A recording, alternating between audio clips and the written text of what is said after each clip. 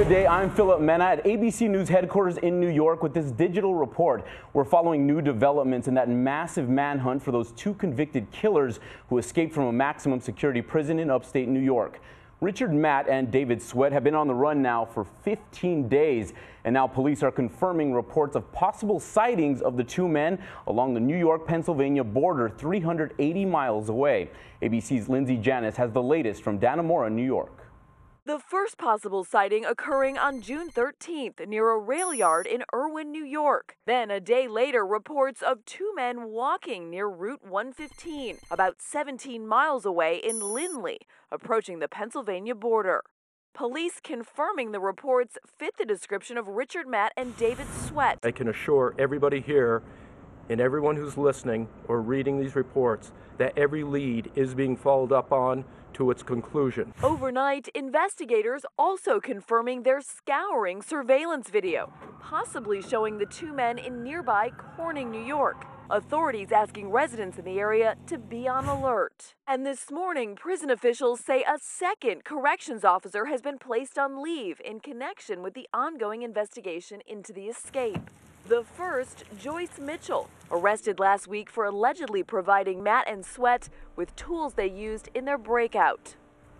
ABC's Lindsay Janis reporting. Meantime, to the south, thousands of people joined arms in Charleston, South Carolina, to remember 9 people shot dead inside the city's historic Emmanuel AME church.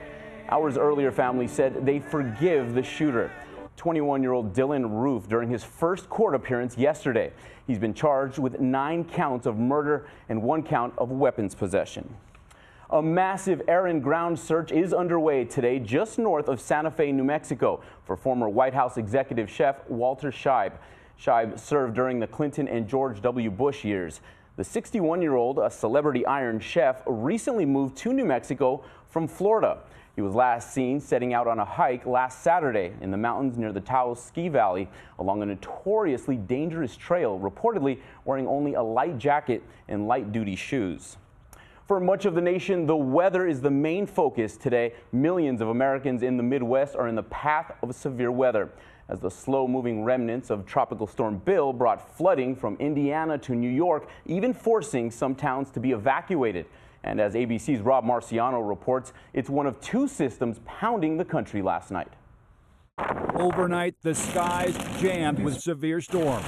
A new weather system pummeling Montana, Wyoming, and the Dakotas, serving up heavy rainfall, hard-hitting hail, some the size of golf balls, forcing drivers off the roads, and more floodwaters. And remnants of Tropical Storm Bill still wreaking havoc, uprooting trees, dropping tornadoes. Rivers in Texas and Oklahoma remain flooded, still near record highs. In Ohio, this river swelling over its banks. And in Illinois, 5 reports of tornado damage. One twister ripping off the roof of this Illinois home. Widespread flooding across the state, washing away roads and turning parking lots into lakes.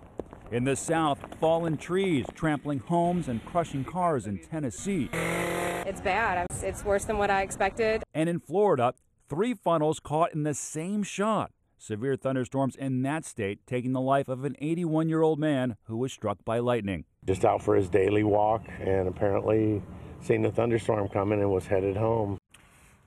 ABC's Rob Marciano reporting. Meantime, that storm system from Tropical Storm Bill is still stubbornly holding together. 9 states are under flood watches from Kentucky to New York as the storm moves slowly up the Ohio River. 35 million Americans are in the path of severe weather today. And in the West, it is wildfires. Hot and dry weather is fueling more than a dozen out-of-control wildfires in western states. The biggest in the San Bernardino National Forest. Thousands of people in at least 59,000 acres across 5 states up in flames. And the governor of Alaska has declared a state of emergency where 7,500 acres are now burning, destroying at least 37 homes.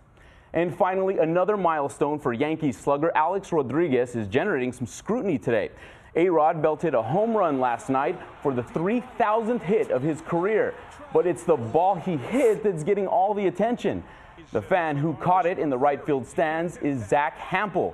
The Yankees reportedly asked Hampel if he would give the ball back to A-Rod as a keepsake. But Hampel refused, tweeting out his new prize. And interestingly enough, Hampel has a collection of 8 1,000 baseballs and has even written a book about how to catch a fly ball at a ball game. ABC News is monitoring these developments around the clock. To get updates on these top stories, star them on the ABC News phone apps. Cecilia Vega will have a complete wrap-up later on World News Tonight. I'm Philip Mena in New York. Have a good day.